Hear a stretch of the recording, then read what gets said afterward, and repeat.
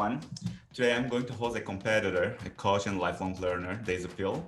The list of her success is long, but here are some highlights. Daisy is six-time national championship winner, was seven times world championship team member, represented USA over 13 times internationally, and won 15 international medals. So Daisy, welcome, and how are you doing these days? I'm doing well. How are you? Oh, very good. I'm super excited to host you today. So let's see, Daisy, I want people to get to know you more, if you don't mind. Tell us Mhm. a little about yourself. Where did you grow up? How big was your family? What were they doing?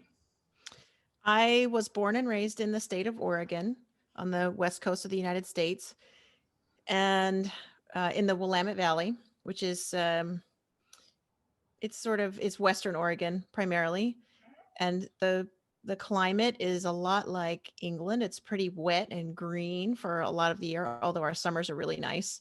And I have one sister. I come from a primarily single parent family. My mom raised my sister and I um, mostly by herself. And my family lives in Southern Oregon now, the Rogue Valley, which is quite a bit different. Oregon's a pretty neat state because we have a lot of little microclimates. So the Willamette Valley is pretty wet and green and it doesn't get too hot. And then Southern Oregon is pretty dry and it gets really hot. And then in the winter, it gets colder than the Willamette Valley and they have some snow. And of course, if you go to Central Oregon or um, Eastern Oregon, it's high desert. So it's even more different. Mhm. So So none of your family members does agility? No. Okay. I think it's very common. So, and then our family members think that, oh, what we are doing. So, yeah, I mean, we had dogs growing up, but nobody was really interested in training them mm. or really doing much of anything with them. So far I know that you were a chemistry teacher for a decade or 7 or 10 years. So far I Hmm. remember. Did you quit because of your love for agility? You describe your feelings of when you discovered the agility as following on your website. Let me read it. When I discovered dog agility way back in 1998, it was like I had discovered my life's purpose. I had this moment where I felt like this was my reason for existing. I didn't ascribe this to a higher power or anything like that. It just felt right. And here I am, 20 years later, still dreaming that big dream. I think I felt similar way when I discovered agility. So I would like to know, how did you get started with agility? Well, I got started with agility before I had a dog, even. So way back when, I must have been, maybe it was 1997 or maybe 1998. I was living in the dormitories at Oregon State University in the summer. And I thought it was a pretty sweet deal because I got paid to live in the dormitories. And I had an apartment that I lived in that had a bathroom and a kitchen, which was pretty cool for a college kid. And my job was checking in all the kids that would come through the dormitory for like wrestling camps and summer camps. So I had to stand behind the desk and give them towels and give them their keys and make sure they didn't trash the dorms.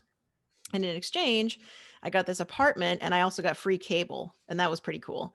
So I watched a lot of cable television, and there was this show on Animal Planet at the time called Breed All About It, and that might be on still for all I know. But it was a half-hour show, and I happened to watch this segment, and I it was on Australian Shepherd. So it was this half-hour show. It was all about the Australian Shepherd, and they did a lot of agility during this segment. And I was like, oh my gosh, I'm going to move off campus and I'm going to get a dog. And this is what I'm going to do with that dog. And so I did when I moved off campus to an apartment where I could have a dog, which was some time after that. It was at least a year after that, I think. I found a local instructor who taught dog agility classes and I just took off with it. And of course, back at the time, we didn't have Facebook. We had the internet, but it was pretty Mature. yeah, it was pretty immature. Yeah. So I found some plans to make my own stick in the ground weave poles and I really that was one of the things I really enjoyed about agility was making all of this stuff, like the weave poles and making some jumps and finding plans online. Um, so that was how I got started in agility. Um, and I got a dog that I thought was an Australian Shepherd because the books that I read at the time um, seemed to suggest that border collies only came in black and white. And so I rescued this dog at the local animal shelter that had a tail. So it was definitely not an Aussie, right? Because Australian Shepherds, I don't know, Okay. mostly don't have tails. So, but it was not black and white. So I thought, well, it can't be a border collie. It looks like an Aussie. It just has a tail. No big deal. It was a border collie for sure. Um, but then I got started with agility that way. And it was my graduate year at Oregon State University. So I was in the middle of the math and science education program. And I continued with it all through the next 7 years of teaching high school. I was a high school teacher. I taught chemistry and advanced placement chemistry. And then it just kind of got to the point where I felt like I really enjoyed teaching high school chemistry and I really enjoyed chemistry. But I saw a lot of the teachers around me they were invested 24 hours a day, 7 days a week in teaching kids. And I was getting invested in teaching the kids for part of the day. And then as soon as I could, I was getting more invested in the dog training stuff. So I felt like I lacked the passion for I enjoyed the teaching, but I felt like I lacked the passion for um, the public education that I saw in the teachers around me. Um, and that I probably wouldn't do my best as a public educator because I didn't have that same passion that they did. I didn't feel like I was willing to dedicate myself to it 24/7 the way all the teachers around me were. And so when the opportunity presented itself, I left public education to do what I was thinking about 24/7, which was the dog training thing. I think you're in a good position, at least for me. I'm happy to have you in this community as a leader. So, but after many years with tremendous experience, you founded your own agility facility, Clear Mind Agility in Oregon. So I'm sure that most of us, including myself, of course, dream about having our own agility facility, or at least a field or a big backyard. Can you tell about how you started the Clear Mind Agility Facility? What were your plans, expectations before you started to look for a property? And I would like to also know about the challenges before, at, and after the beginning. Well, at the time, I lived in Washington State. So I lived in Oregon. I've lived in Oregon all my life, except for 2008 to 2012, I think it was.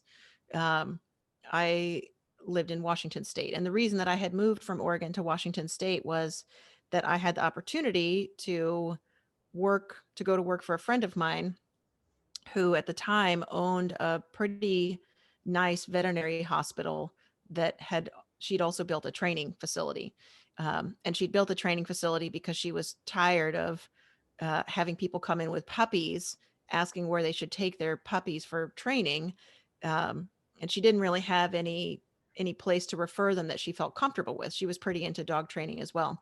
So she built this facility that she had attached to the veterinary clinic. And she also got into dog agility. She got bitten by the bug. And so she had this facility built that could also, where people could also do agility. It was indoors, it had turf. The veterinary hospital was really swanky. And it was just really a state of the art situation. So that was what ultimately got me to make the jump from public education to full-time dog training, was that I had the opportunity to um, develop curriculum for this training facility and teach classes for this training facility and manage the other instructors for the training facility, and also get a whole lot of experience with stuff like facility maintenance and budget development and planning. I also did a lot of board and train curriculum development and execution for the boarding kennel that they had there. So I was pretty busy. And I got my finger in a lot of different aspects of that business, the boarding I'm sure. kennel, the board and train, and the training facility, which taught classes from puppy classes through competition obedience, competition agility classes. So it was a whole range of things. But then at some point, I was doing all that and I was traveling all over teaching seminars. And I kind of started to get the itch again to wander off in my own direction. And so I did. I was still up in Washington, but I decided to dedicate myself more fully to classes, dog agility classes specifically, and being able to travel and teach. So I did that. And my husband and I at the time made the decision that we were going to try and get back to Oregon when we could, since I had detached myself from a physical location up in Washington State. And when we moved back to Oregon, we wanted to be able to either buy some property that had a training, a horse arena on it that we could use for dog agility, or to find some property where we could build a building that could be used. And so we put, and it also was pretty timely because in Oregon State, there's a really healthy dog agility club called the Columbia Agility Team. It's kind of like the club that's in your area, in the San Francisco Bay Area. You guys have the Bay Team. There just aren't that many clubs like that left in the country that have a couple hundred members. And in our case, for Columbia Agility Team, we have a few hundred members. The club puts on USDA, UKI, and CPE events. They also bring in seminar presenters, and they manage properties throughout the area. So they have, I'm not sure how many training barns they have right now because of all the COVID stuff, but at the time they had at least 3 training barns in the greater Portland metro area that they leased, and they had volunteer instructors who were teaching classes. So there was this big, huge club in the area that had some members in it that had gone to bat in the Oregon legislature to get the Oregon legislature to clarify the usage rules on horse arenas, basically, because there were some club members in the Portland metro area who were having a really hard time teaching classes in the arena that they had on their property. Their neighbors would complain about the noise, and then they'd shut them down, not because they were violating any noise ordinances, but because the law wasn't clear that they could be teaching dog agility classes specifically there. So they could be, they could have been having wild, noisy horse training classes, and they would have been well within their rights. So at the time, um, members of the club, and I don't know if they had done it under the auspices of the club, I think they were just really active members of the club, had gotten the Oregon legislature to clarify some rules on use and in what counties these usage rules would apply. And so before we moved back down to Oregon, we knew about these new laws, and we were looking in specific areas because we had done our homework based on what the usage rules were, and what kind of zoning were we looking for, what county were we looking for it in. And then, of course, there were also some, we didn't want to be too far from the Portland airport. We didn't want to be too far from downtown Portland. So that's how we ended up where we are, where I am now. It's pretty rural. It's still 45 minutes from the airport if the traffic is light. But it's not a huge piece of property. It's not even 5 acres, but we had a building built that fell under the acceptable use time frame and all that stuff. And so, I'm not having classes 5 days a week because my primary focus is online education. And it was even back in 2011, 2012. But it does allow us to have some events here and some classes and seminars and workshops here. Yeah, I love your place, and I can't wait to come to your place next time before the pandemic thing's over. So, because you were talking about online classes, while I was collecting info about you, I explored your website, daisypeel.com, and was amazed by its rich content and how professionally it is designed. Really, I was amazed. I recommend everyone who wants to broaden their horizon to visit your website. So, I would like to know more about how what are the challenges in online classes for you and then for students? What are the advantages and disadvantages? I'm sure you have a lot of things to say. So I actually started teaching online way back in 2011. And one of the reasons I did that was um, I had some non-compete agreements with the employer that I had gone up to Washington State to work for. who, when I left, um, prevented me from teaching the way that I wanted to. And I was pretty comfortable with websites and online stuff. Um, so I thought, well, I don't know, why not? I'm going to try this. I'm going to put a website up. I've got lots of content to that developed that I can share. I'm pretty good at communicating with people. Um, and I had my one of my first experiences in online education. It was more like a correspondence course, and I had way back as early as um, maybe 2004. I was emailing Linda Mecklenburg and getting homework from her, which she would email back. And then I would video myself doing the homework and I would burn it to a DVD and I would mail her the DVD and then I would get feedback. So the online stuff, when YouTube got a lot easier and videos got a lot easier to upload, that whole thing got a lot easier. So I had started doing the online teaching in 2011 and I um, did everything pretty much the way I do now. I'm in charge of everything from the domain name to the web development to the content development to the curriculum development to the implementation and the feedback. So um, I'm pretty aware of how these things are developed from start to finish. I'm going to mute myself for a moment because I think the mail is here. So we'll just wait for this to pass. Okay.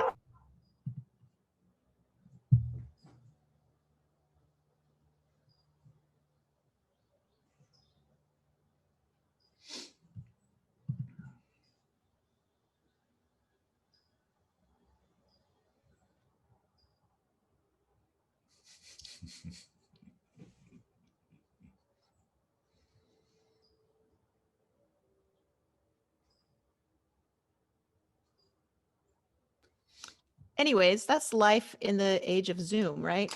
Yeah.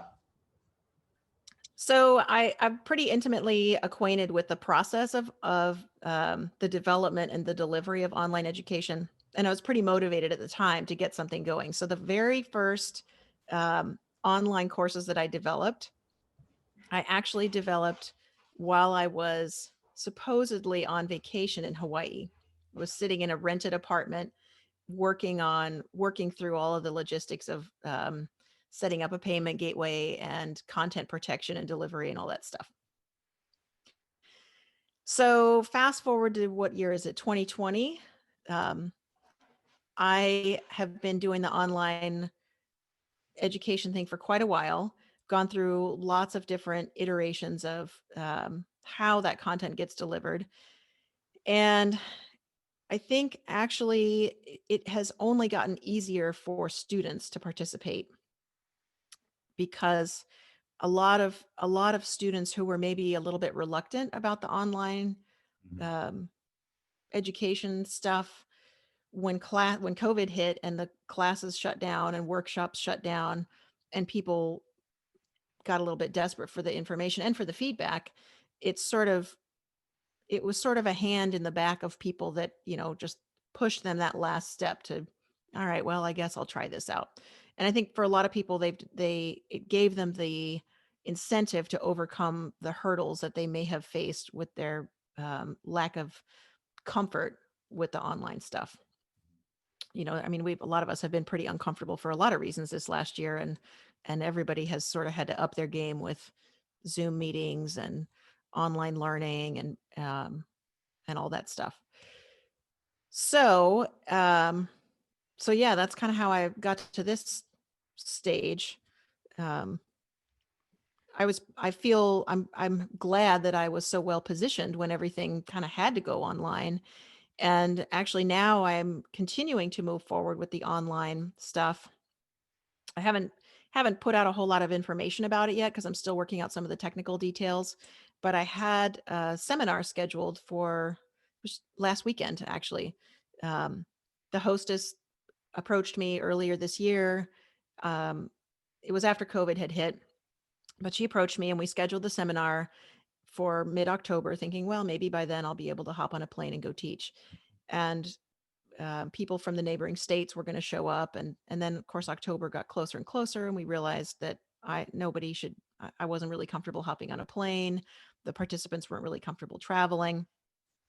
And so I said, well, why don't we have a Zoominar?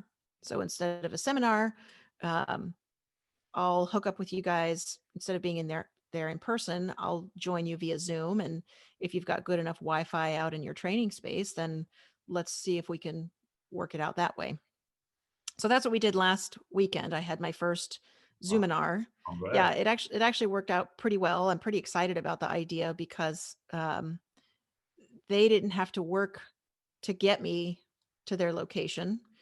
They didn't have to pay for any accommodations for me or any food or anything like that. And people who would have traveled to another state to get to the seminar could then stay in their own location, and I could come to them. So in the morning, I was in one state teaching a half day Zoominar, and in the afternoon, I was in another state teaching a half day Zoominar.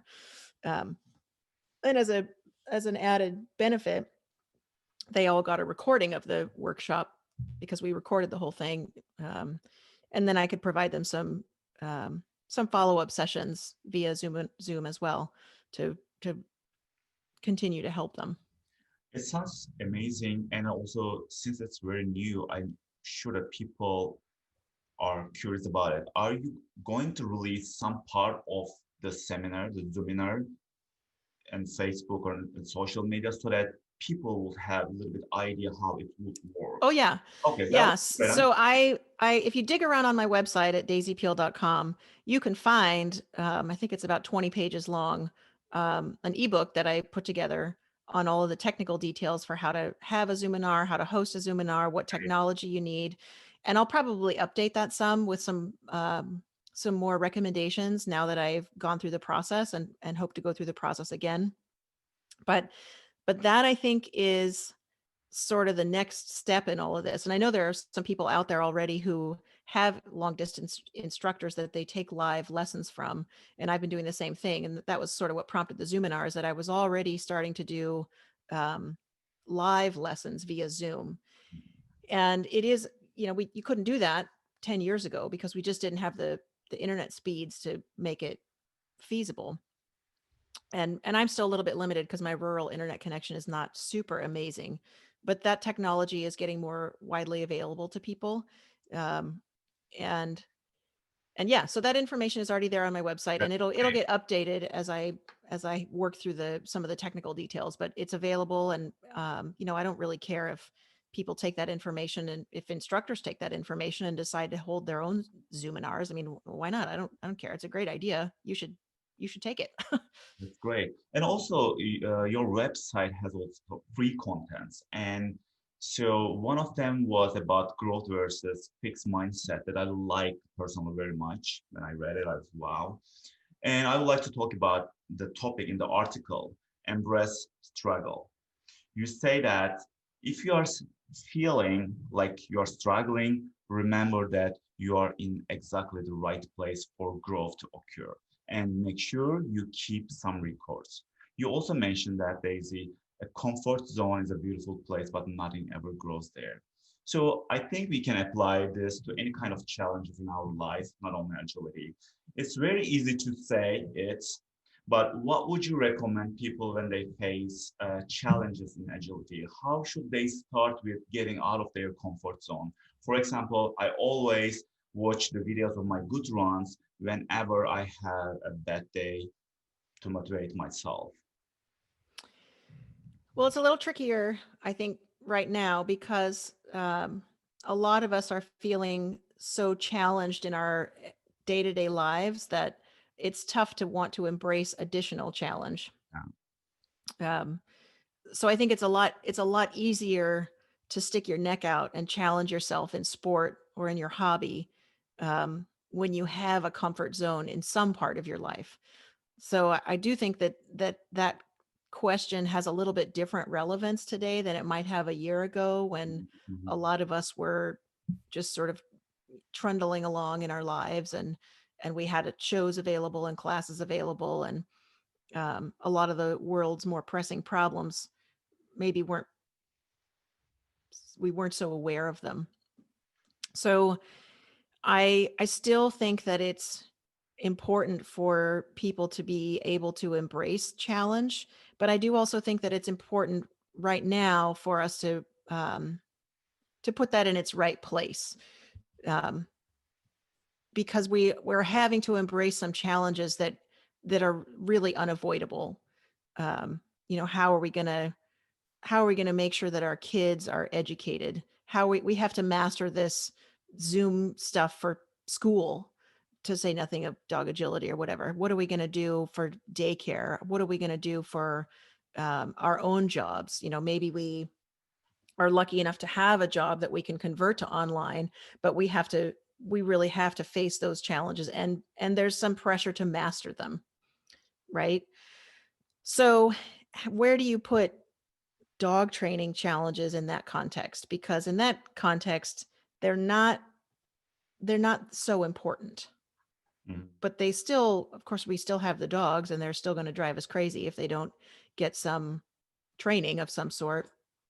And I I do think that it still has an importance, precisely because it's not really so important whether you succeed or fail at the challenges. So it's kind of the dog agility and the dog training at the moment. I think its purpose is that it provides us with a little bit more of a safe space for failure, Mhm. because it's not so important if we aren't successful. It's not as important as figuring out um, how to balance your.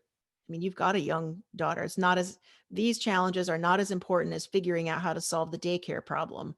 Yeah, sure. And so I think if we can figure out where it fits in our lives at this moment in terms of all the stuff that's going on, then, and if we can view it as that safe space to learn how to deal with failure, because that's the other thing. I mean, for me right now, um, there's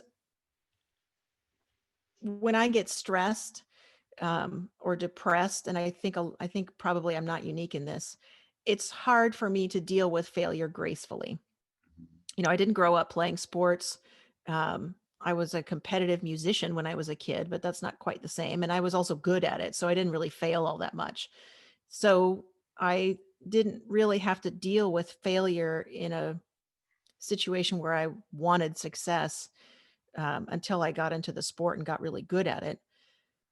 So I think it's hard. It's hard for me to deal with failure gracefully um, when I when times aren't easy.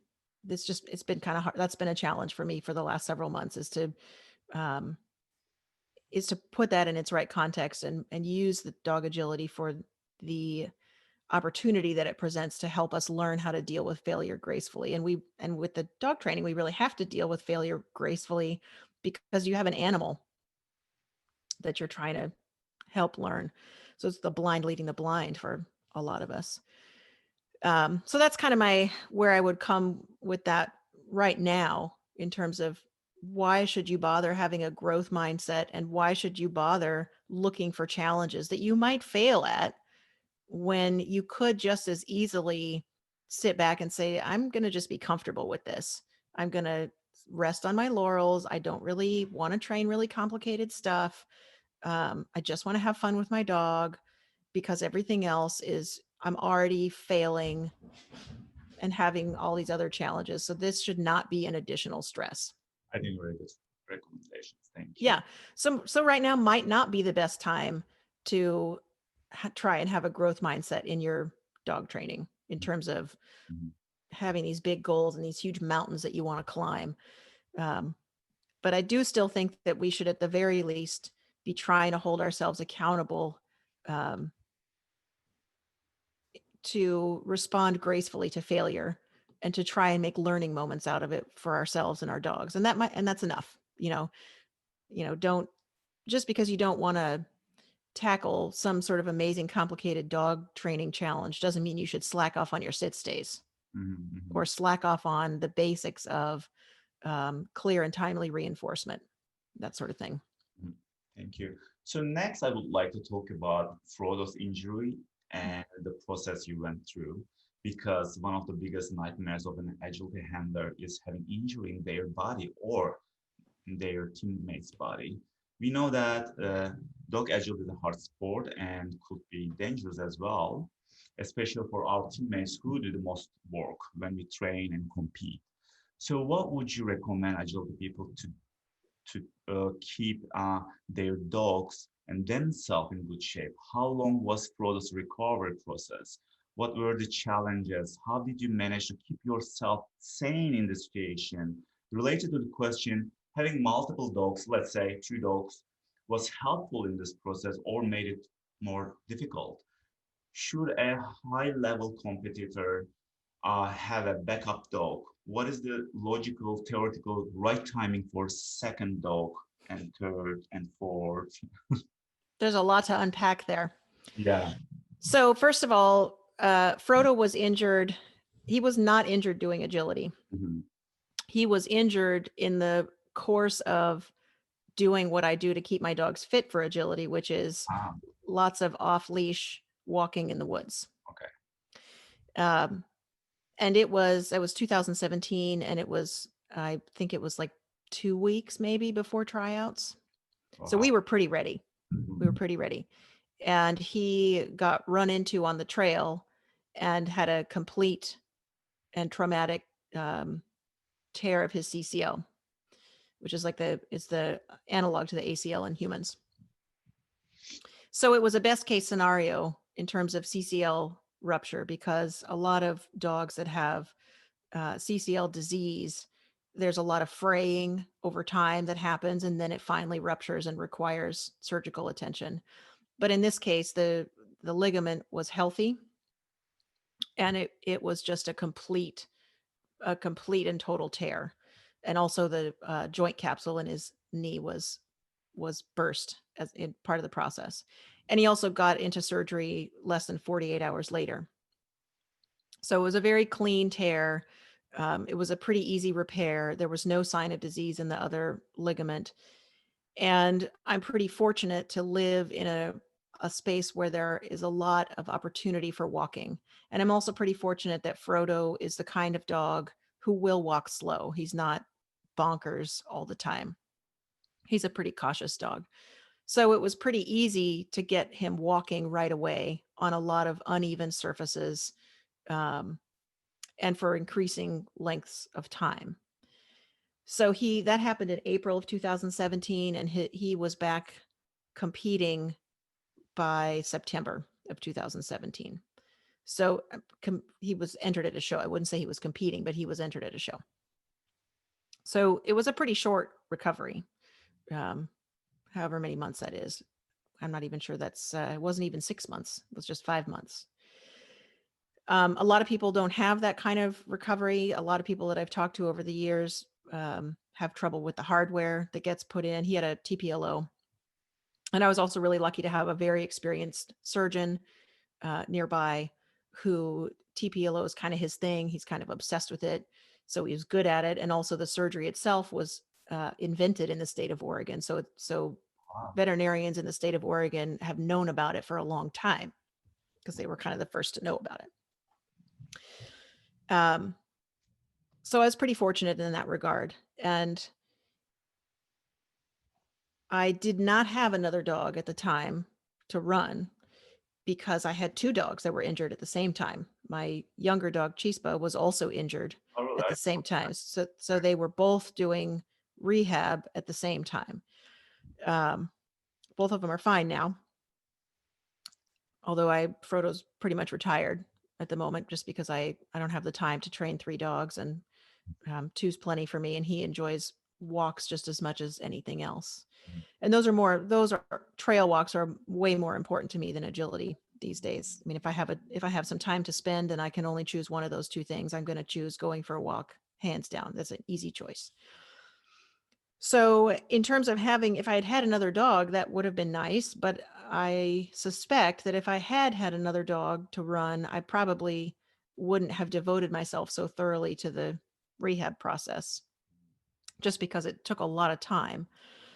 I spend a lot more time walking and rehabbing than I do training or keeping the dogs fit now. I mean, keeping the dogs fit now is pretty easy. They just walk off leash for an hour a day in the woods. Sometimes we also do some agility, but um, so yeah, that was what happened in 2017. In terms of your other question, um, I can't make any recommendations to people about how many dogs they should own or how often they should acquire those dogs and for what reason they should acquire those dogs, because that's a pretty personal choice that depends on the amount of time you have, the amount of interest you have, um, the amount of space that you have, and a lot of other factors. For me personally, I prefer to have my dogs spaced out some. Um, it's tough to train two young dogs at one time. It just takes a lot of time, um, and more than that, it takes a level of mindfulness that can be pretty tricky. I mean, you really have to be paying attention constantly. And if you have one young dog and the rest of the dogs have pretty well established behaviors, it's not so hard. Mhm. But if you're trying to teach two dogs at the same time, doorway manners and crate games and Uh, leash manners and that it requires a level of mindfulness that is pretty challenging for me. yeah, like dealing with twins. So, Yeah. uh, Yeah, you have to change twice the number of diapers. yeah, So, yeah. So I think at this point I could probably do it, but I don't know that I would do my best if I had two dogs at the same age. So right now I have Chispa's 4 and Keef is a year and a half. That's pretty close. That's Chispa still has some things that we need to work on mindfully, like doorway manners and leash manners and crate manners and things like that. And Keith is a youngster that has required a lot of attention to detail when it comes to impulse control. He's got a pretty um, strong personality. I wouldn't say he's hard headed or anything like that. It's just required a lot of attention be paid to it. And also, it does kind of tie into the COVID stuff because now was not the time to have a puppy that required a lot of impulse control when you really just want to have fun with your puppy. Like like I've gotten better at it, but it's kind of hard for me to get behind the idea that, oh yeah, doorway manners, that's where the fun's at. That's what I want to work on. Like nobody wants to do that. Nobody, I yeah, mean, it's a thing that we sort of have to do. So um, when times are good, it's a little easier to get lost in that minutia and really invest yourself in it. But that has been a little bit of a struggle for me to really um, get fully invested emotionally in that in that work, which is of course what you have to do, right? You have to be fully invested in terms of time, discipline, and emotion. So Um, so yeah, I having multiple dogs is nice, especially if you're real obsessive about training and your interest in the amount of time that you have and want to spend training each day. If that's more than a single dog can cope with, then you probably should have more than one dog that you're training. But yeah. um, it's really tough for me actually also to run more than one dog at a show, It especially a small show. So shows like that ISC show that I had at my house where there's only maybe 10 dogs in the height, that's really a challenge for me to run two dogs. And it's not just the running. That's actually the least of it for me. Making sure that they're both appropriately warmed up and cooled down is a big deal for me and has been since Frodo got injured because I'm really paranoid about was, warm up and cool down. yeah, Yeah. absolutely. So most of the handlers forget that part. So I highly recommend people please Yeah. warm up your dog and cool them. It's really hard to do with multiple dogs at a small show Yeah, yeah. without some help. So because we talk about dog injuries, I would like to open a related conversation about a very popular topic in US dog agility, course designs and spacing.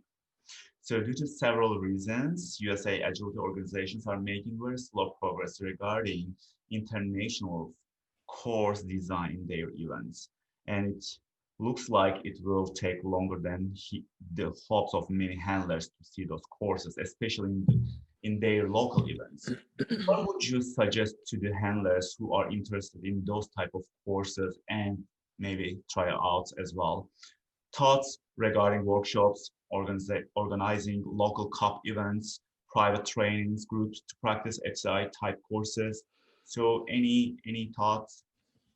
I think it's a mistake to to frame it in terms of the USA is not making progress and the rest of the world is, because that's only the way that you view it if you're not happy with the current state of US agility, right? So people who are interested in international competition will look at a typical course at a local show and say, oh, well, they've got a lot of progress that they've got to make in order to be like the agility that I want to do.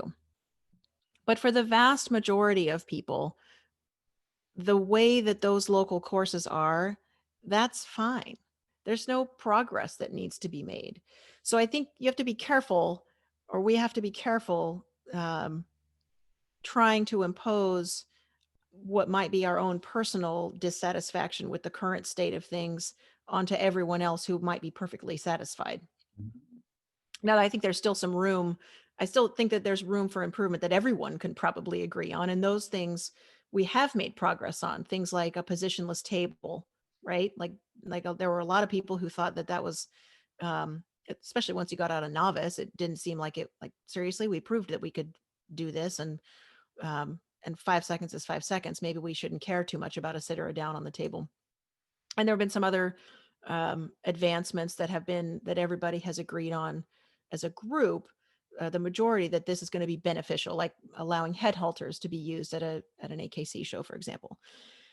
Some of the other stuff um, where we might want to do this kind of agility and only have this kind of agility available, and we view progress as the gap that needs to be traveled between those two.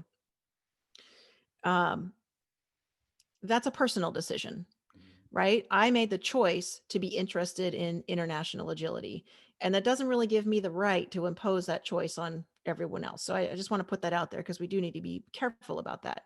Now, what I do want to make sure is that for me and for the people that I instruct, that whatever our choice is, we do the best that we can for the dogs. So if you want to do international agility, then you need to do the best that you can to prepare yourself and your dog for those challenges. And if you don't, and you know you're going to be doing on the regular AKC agility or USDA agility, then you need to prepare your dog for those challenges. And it's not fair to prepare your dog for one type of challenge and then expect it to also be successful at another type of challenge. So if we look at it from that standpoint, let's look at a real small dog, for example. If you have a really small dog, let's say a Papillon, and it jumps 8 inches, and you have acclimated that dog to expect the weave poles to be a certain distance away because you primarily do AKC. And so you primarily train for AKC, and those weave poles are going to be, I don't know, 20 feet away or so on average. It's not fair to go to a big international style course, whether it's a workshop or a seminar or a competition or whatever, and expect that dog to suddenly travel an additional 10 feet to get to a weave entry at an angle that they've never seen before. You need to train them for that.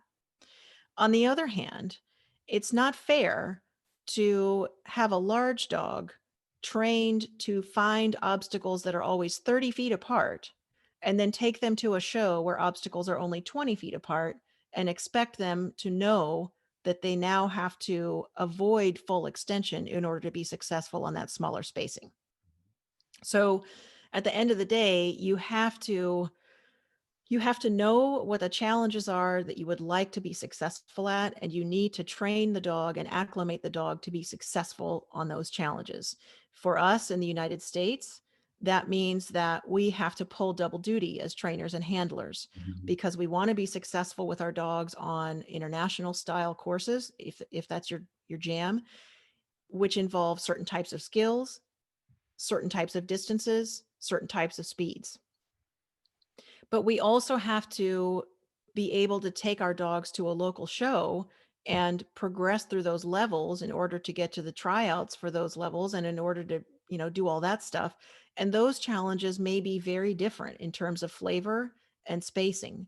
And it's not fair to ask the dog to do both of those things without having worked on both of them specifically. And there are some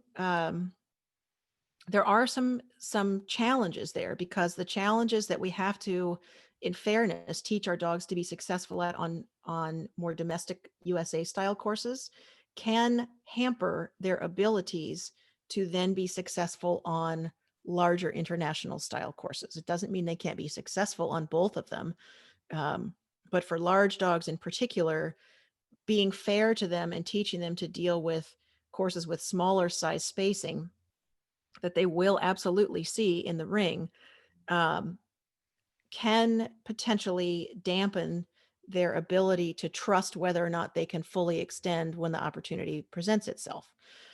Um, so my recommendation, if you really have a burning desire to be good at international level courses, is to first of all understand that you are going to have to accept some consequences, um, because of that.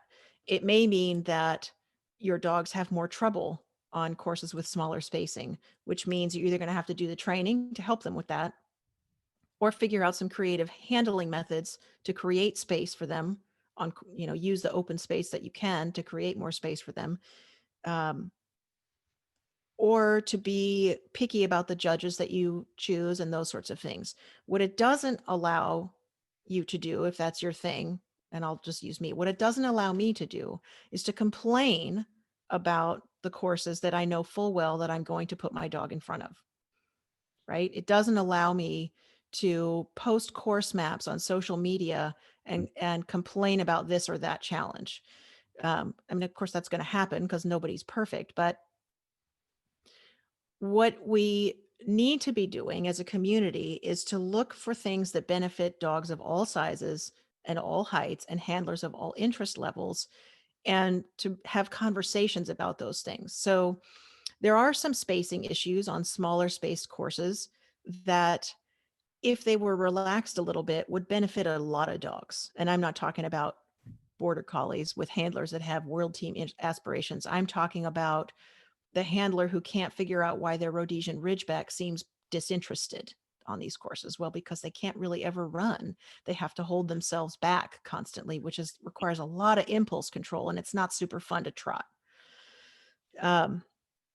So we have to be a little bit braver and talk to judges in person, not in a confrontational way, but to have conversations like, could we maybe open up this space a little bit? And how is that negatively going to impact the small dog handlers? Even if it positively impacts the large dogs and their handlers. And then also having conversations about what training could we be doing with those small dogs and their handlers to not only help them maybe deal better with slightly larger spaces, which those handlers might not care about, but also to help those handlers, help those teams recognize that if we work on something like a send with a slightly larger distance for our very small dog, how is that going to help them in terms of their understanding of the task and their confidence with the task? And if they're happier and they're more confident with the task and they can go a little bit further and grab those weave pulls on their own, they're going to be a little happier, and your runs might be a little more joyous, and you might have a little bit more fun together when your dog is charging towards those weave pulls instead of you having to take them, right? So making sure that we're talking about things that benefit the entire community if we're going to try and change things for the entire community. And then also, if we have specific interests that don't align with the majority of the community, to accept those consequences and do our best to work within the constraints that we've placed upon ourselves, because this is a choice, and to work around them. And that's taken a long time for me to come to terms with, because I have definitely done my fair share of bitching about, well, I want this, and I want it to be this way, and why doesn't everybody want it to be the way I want it to be? But that's just not how it that's just not how it works, and that's not an attitude that benefits everybody. Actually, So my next question was exactly about that. It sounds like majority versus minority. But can you talk about regarding the organization? So you talk about handlers, what they should do, and also judges. But what about the organizations, AKC, USDA, UKI? How we can talk to them, or how we can have a very fruitful conversation. So I know that people are sending emails and via social media as well, but there are some forward steps. But do you think that there are more rooms from their side to do as well? I'm not sure that I understand your question. Um, So I know that AKC judges, for example, have restriction how to design, right? mhm. So do you think that organizations could relax a little bit and then not only we as a handler just talk to judge and can and ask, can we tweak this a little bit? But they have also restrictions as far as I know. So how we can come with organizations together, talk about and make more progress. So, so one of the interesting things that, at least in my area, that COVID has done is we are still having competitions in my area. And AKC has relaxed some of their guidelines on how often a judge can judge locally. And I think they also relaxed how many different judges you needed to get a title. And they did that so that clubs could rely on local judges more heavily who didn't have to get on an airplane and travel. So one of the things that I think that that has done that's positive is it means that the judge that's in the ring is more likely to be part of your local community. And when the judge that's in the ring is part of the local community and you're just as likely to see them judging as you are competing, it changes the dynamic a little bit of how willing you are to engage in a conversation with that judge about, this was a nice part on your course, but did you think that the dogs were going to do this in this part? And what was your vision for the challenge in this? And that's aside from the obligations that judges as course designers have to meet for the organization. Um, when you're not judging as part of your community, it can be a little tougher to be invested, I think, in what you present to the community. And it's a little easier at the end to walk away from that community. Um, Now, good judges, I think, across the board are going to be uh, proud of a course that they put up that is fair and fun and fast and challenges competitors and provides some variety. And they're also going to be horrified when things don't go the way they thought they would. And they're going to learn from that. And I'm sure that there are also judges who are happy to have a formula that they can work from and happy to provide something that's pretty formulaic, and maybe aren't as invested. But even those judges, I think, would have a harder time not being invested if they're in a ring where community members are passing by. So I do think that that's worth mentioning because I think it can be a positive. And I also think that having those conversations um, is important whether or not the judge is a community member or not, because they are part of your larger community. So judging course design guidelines aside, you can, with the current course design guidelines, make a fantastic course. And you can, with the current course design guidelines, make a course that is just complete McDonald's hamburger. It's a hamburger, but that's about it. It probably won't make you sick, right?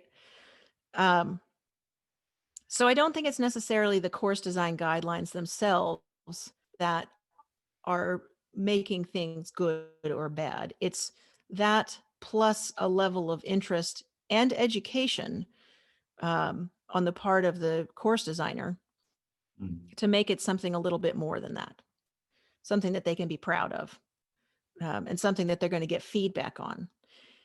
Because as a competitor, you're a collaborator. right? They made the course and they're standing in the middle of the ring, but you're the one who brings it to fruition when you step to the line.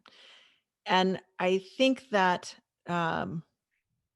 it can feel like an act of bravery to have a conversation with a judge about their course and what they envisioned for the challenge. And so we tend to avoid it because it can feel kind of confrontational.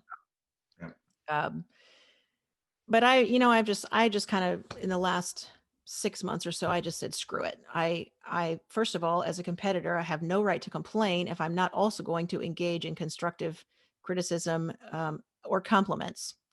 So if a judge puts up something nice, whether I'm successful at it or not, I'm going to let them know Yeah. that was really nice. And I'm not just going to say that was really nice. I'm going to try and take the time to say, I don't know if you envisioned it going this way, but that was a really nice challenge. And here's why. I think very nice recommendation from you. We should all do that. 100% we should. And if something didn't go according to plan, I would enjoy hearing the judge's thoughts on that. Did you, I'm kind of curious, did you envision this going the way it did? I did, and I should have mentioned it to you beforehand. Or maybe I didn't, and I can commiserate like, wow, I really didn't see it going that way. Did you? That was pretty interesting. Why do you think that happened? Um, and then also, I'm much braver about speaking up tactfully about things that I think might be a safety concern for my dogs, even if I think it will pose no concern whatsoever for the vast majority of dogs. And I'm careful to frame it that way. So seesaw and dog walk approaches are kind of a thing for me.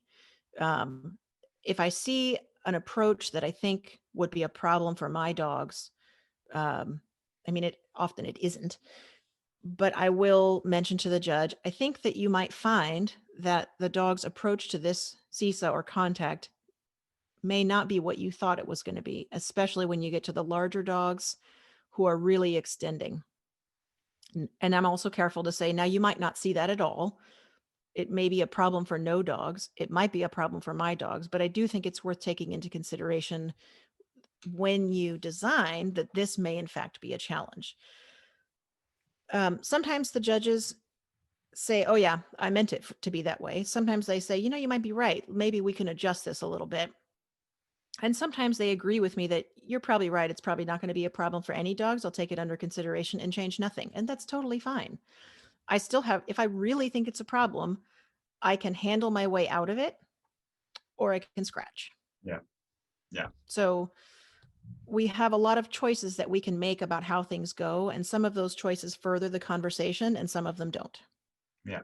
I totally agree. Instead of avoiding scratching and going back to your home, just stay there, talk to the judge, or have the courage to talk in a constructive way. I totally agree with that. So now I would like to talk about a little bit about tryouts. So due to pandemics, the requirements of the tryouts have been changed, becoming easier, especially for the young dogs. Do you think that they should remain as it is for the future? Yeah. Okay. Yes. And here's why. Um, the the tryouts cost money to put on. And also the teams earn money from the tryouts in order to fund the endeavor as a whole. And again, there are a whole lot of people who have, for a lot of reasons, lost interest in international agility, um, and and there's plenty of blame to go around for that. And a lot of that blame sits with folks like me who want to do international agility, because for a long time we have not made very good choices with respect to how to further that conversation that I was talking about. Um, and if you show up to a show and you're not real involved in the community and you don't volunteer and you just complain about the courses, then why should anybody want to support you? Yeah. Right? You're not doing anything for the community. You're not bar setting. You're not volunteering in any way, shape, or form. You're not contributing positively to that community. So why should that community want you? So, so I think that's part of it. Um, and also in the time that I've been doing agility, the international stuff has diverged quite a bit from what we see in the ring in the United States, and the skill sets are diverging more and more. So it's long been the argument that um, if we want the agility organizations to fund these endeavors, then you need to show up to your local show and be part of that community. And I totally agree with that. You don't necessarily need to run your dog at all those shows if you feel like it's not going to be beneficial, but you should show up and be part of that community. And again, so what I do these days, if I decide I don't want to run a run for some reason, and I'm going to be around anyways for the next day or for the rest of the day, then I'll scratch the run and go sign myself up to volunteer, because I might not want to run that run, but I can still contribute positively to the community. And there are plenty of people showing up to those local shows who aren't even running a dog, who are volunteering. And, who am I to not follow that good example? So I think that if there are ways that those who are more specifically interested in that kind of agility, then I think that it's good to explore those opportunities. Tryouts is as a means of income for those team endeavors, I think is fine, even if it means that we might see some more dogs there that are not prepared for it, even if it means that we might see some teams show up who are just curious and the qualifications were lower, and so why not? There's a limit to that, because if you get so many teams going that you have to extend the number of days that the event is held over, and you have to pay another day rental for a facility and the judge and the equipment, then you have to there are a lot of things to balance. And again, I do think that it's important that if it is the case that it's easier to qualify your dog for those events, how do you ensure that people who are interested in international agility continue to contribute to the community that includes people who aren't interested in that? And how do you continue? And also, would you want to go overseas to a big international event if you knew nobody at home cared or was going to watch? Right. So in that sense, we want to have a community to represent when we go overseas, because if you were just doing it for nobody, then why go in the first place? So there's a back and forth that has to do with money, for sure, but also has to do with a little bit more than just money, right? Like, you need to be part of the community that you want. If you want that community to support you, whether it's rah rah or buy my t-shirt or pay my way, you need to step up and be worth all that. I agree. And also related question, due to the size of USA, I would like to hear what you think about it. The location of the big events are always a concern of the main handlers. So would you suggest some solution to the organization to reduce the travel burden, such as organizing multiple regional events and then combine the results? So what do you think about it? So I had this great idea. I never really got any buy-in from it. But first of all, I still think people should be traveling for the tryouts, because if you make the team, you need to have some travel experience under your belt. You need to know what you're getting yourself into. It has been the case in the past that teams have gone overseas and never had been overseas and had never been to one of these big, huge events before. And I was one of those people back in 2007. And it's a pretty big disadvantage to be going overseas for the first time with a dog for the first time to one of those big events for the first time in one of those atmospheres for the first time. There's just like, check the box off for what not to do over and over and over again. Now, I understand it's hard for people, even in good times, to get on a plane, to go overseas, just to spectate an event. But it does help you when you finally go there, and like, it's, video is one thing, but being there in person is something completely different. So I do think that traveling to the tryouts, I mean, come on, you're going to have to travel if you make the team. Some of us in some parts of the country are at a disadvantage with that because we have to travel more than others. Mhm. And in the Pacific Northwest, I'm one of those people. I always have to travel for Oh, those big events. They never have been in the Pacific Northwest. And although I may have complained about it over the years, frankly, it's given me a pretty big advantage when it comes to being a skilled traveler because I've had to do it so much. As far as traveling for opportunities to compete on courses like you might see at tryouts, I think there are some ways we can be creative about that. So here's where my big idea came in. For a while, and I don't know if they're going to do it anymore, there was a club in Chile in South America that put on what they called the Virtual Pandemic Agility Cup. And it was free to register. And I didn't learn about it until they had 3 or 4 of them. So it was free to register for this thing. And on the appointed day, at the appointed time, they would make the course available on Facebook and they would give you 45 minutes to build the course, run the course, and submit video of the course to a specific phone number using WhatsApp. mhm. So they had people on hand. They had one phone number for grade 0, they had another phone number for grade 1, they had another phone number for grade 2, and another phone number for grade 3. So they had a handful of evaluators.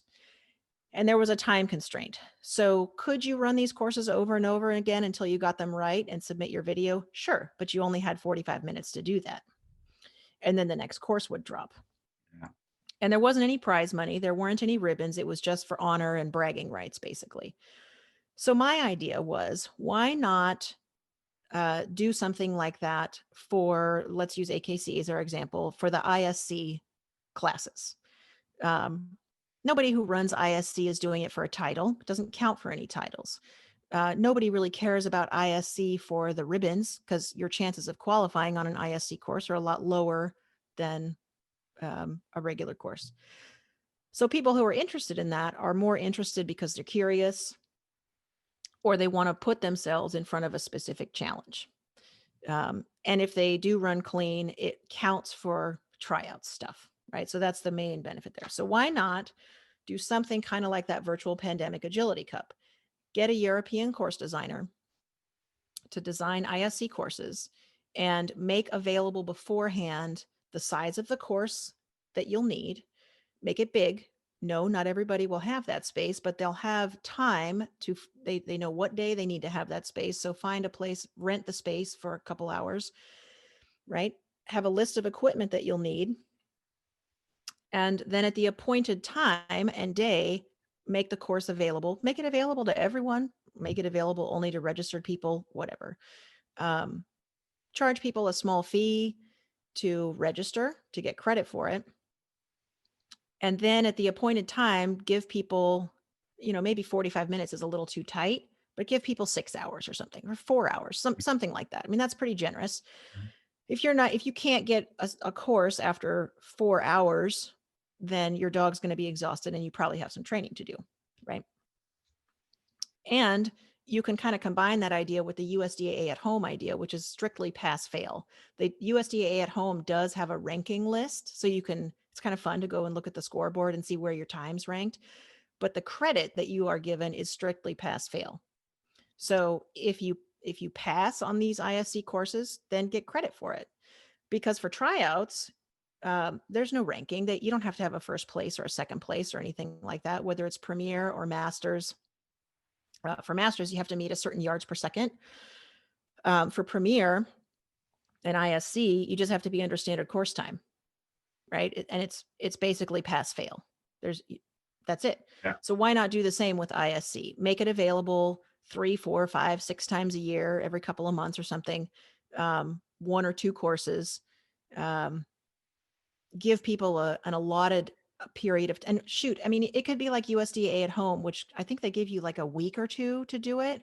And I got to tell you, and it happened to me just this morning, just because you have 2 weeks to set up the course does not mean it's a guaranteed pass fail. I entered the steeplechase in USDA at home, submitted my video, and got eliminated because guess what? I gave my dog a cookie on the start line. Ooh, Yeah, wow. rookie mistake, right? And then just this morning, I got notification that a snooker run that I had submitted which I didn't catch when I was running or the video, and none of the people who were there with me at the time caught, I completely messed it up and should have been an E. And it was. And they watched the video and they're like, you didn't qualify on this. We're changing your score from yes to no. So, and I had plenty of time to work on that. So you could give people 2 weeks to do these courses, a 2-week window to do these courses, and it's still no guarantee of pass fail. And at the end of the day, if it takes a team 2 weeks to master a course, then what you do know is that they had to put in the effort and the work to get the skills to pass this course. So whether it's an hour or 2 weeks, I'm not sure really matters. At the end of it, if you have someone submit a passing score, you know that somehow or another they did the work, which you wouldn't see anyways, Mhm. whether it was a day of competition or they had 2 weeks to do it at home, to get that passing score and then let people use those pass fail scores for tryouts. So I think that we have a real opportunity potentially, because all these organizations are already having to think outside the box and, how can we stay afloat? How can we make a little money? And also how can we provide people with an opportunity for some external motivation to give them some reason to give them some standard to meet, because that's what motivates a lot of us, is the standards that the organization has put forth.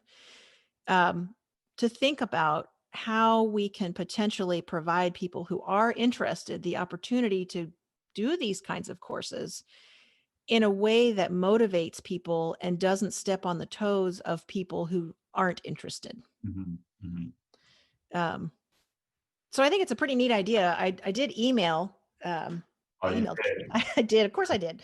I emailed Carrie about it at the time.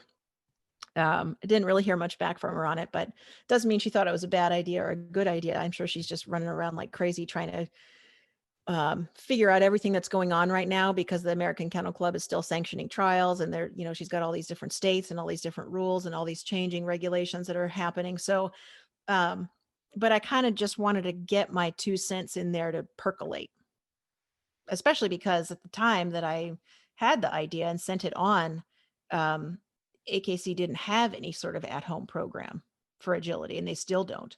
And so my rationale was like, well, here's a ISC's already kind of, Damn. nobody really cares. It doesn't really count for anything. It's already kind of pass fail bragging rights situation.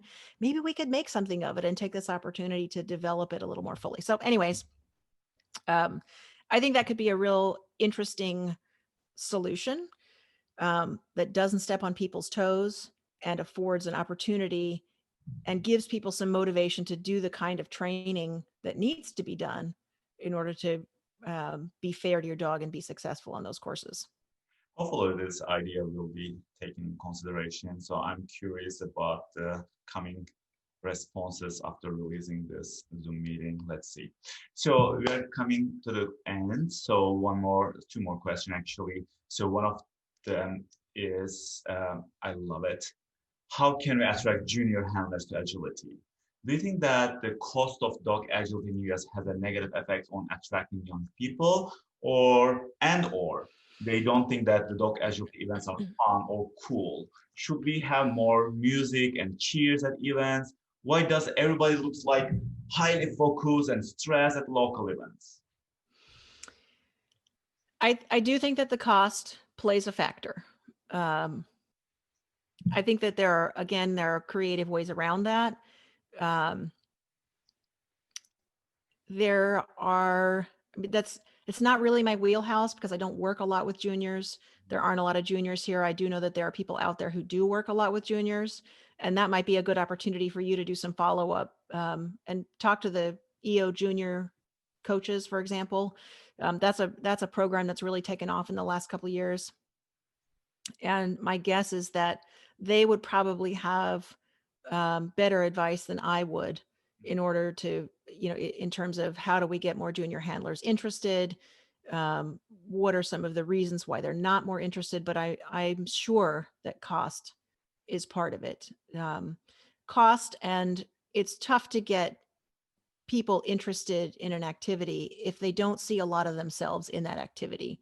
If you're a junior handler and you saw a lot of other juniors having fun doing something, you'd be much more interested in engaging in that activity. But if you're a junior handler and you see a lot of people who really are not in your demographic, Mhm. it's a little, it takes a little more to ignite your passion. But I would definitely, I think you'll get a much better, more fully informed answer if you were to ask the coaches of the EO junior team, because they are definitely involved from bottom to top in helping get more kids involved. And I'm sure they've got some strategies that they would love to share. Definitely. I have already reached out to some junior handlers to have some Zoom meetings with them as well, but Yeah. I would like to include one of their coaches as well.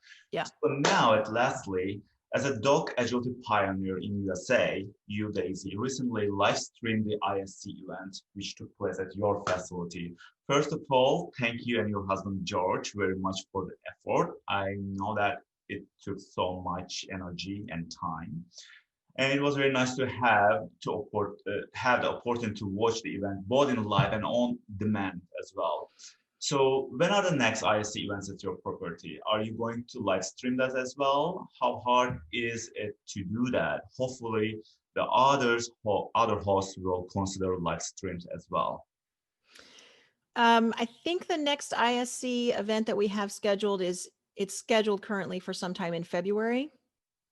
I don't know the details of it yet. I can tell you that um, we have a fabulous trial secretary in this area, who has really, um, it's really been pretty cool to collaborate with her and get into some good trouble with her trying to make these things work. And honestly, it couldn't happen without her. So again, the community interest is there. So in January, we are, she's having a 3-day show in at the end of January up in Clark County, which is just across the border in Washington. It's about an hour away from me. And I, again, convinced her to, like, no, you should do this. It'll be great. Um, and it always works out in the end, but I know it's extra effort and stress for her. But I did convince her to tack on a 4th day at this January show. So the Thursday at this January show will be ISC only. And I haven't put the call out yet, but I said, look, let's have it be one big giant ring. I know that the people who show up for that will stick around and help build at the end of the day to turn that one big giant ring into 2 smaller rings. Because I'll be so excited just to be there and have that big giant ring. And then also, I think that the people who show up for that will stick around because there's double premiere on all 3 of those days, and we'll hire a judge who has a track record of fun, challenging premiere courses, um, and nice master's courses, and all the way down to nice novice courses. So I'm pretty excited about that. That I have managed to convince our local trial secretary to once again um, do this thing that's a little bit out of the norm. So we've got that 4th day in January, as well as the ISC thing that we're going to do in February. The live streaming thing, I'm pretty lucky because George has a lot of experience with technology stuff, and not just technology, but technology as it pertains to dog agility. I mean, he was pretty instrumental in getting electronic timing going in dog agility way back when it wasn't even a thing. Um, he worked at Sport, which is the USDA World National event, for years and years, helping put together the live streaming and doing the music and really doing a lot of behind the scenes stuff. He helped out with the live stream at Tryouts a few years ago, a couple of times. And so the technology, and he's helped me at home with the live streams that I've done. And so I've really been able to lean on him. And again, like, hey, this will be fun, right? And And he of was course it's, moderating, and it was yeah, natural, it's so exciting how yeah. you watch and listen to his comments. So Yeah, great. he's gotten to help with the live streams at World Championships and European Open, and of course he's got that super sexy narrator voice that he can use to narrate, and the all the grandpa jokes that he really enjoys. So it it's sort of, again, it's a really fortunate, unique combination of skills and the location. And I just wanted to be able to pump that ISC stuff out to people to get people interested and to pique their curiosity, and so that so students can see the folks back home. And right now there's just not a whole lot going on in terms of events, and so why not live stream it? Why not um This is a great idea, Daisy. Yeah, and also one of the other reasons that I did it was that I knew because of the COVID stuff and because of the way my arena is constructed, we couldn't really have that many people inside spectating Mhm. because we had to maintain social distancing. Got it. And so I knew that if people at least knew that the folks back home were watching, then they'd have to step it up for that audience, even if there maybe weren't that many people in the building. So it was definitely, I think, helpful for a lot of people to make it feel more real, even if there was not a crowd right there. Mhm. Yeah. As for future live streams, um, I think it's more likely to live stream an event that's here. I don't know about live streaming events that aren't at the facility, just because I'm not really sure what our technology options are in terms of internet connections and stuff like that. The knowledge is there, but I don't know if the opportunity is. Mhm. So these are the questions for today, Daisy. So it took longer than I thought, actually. Thank you for the great talk in detail.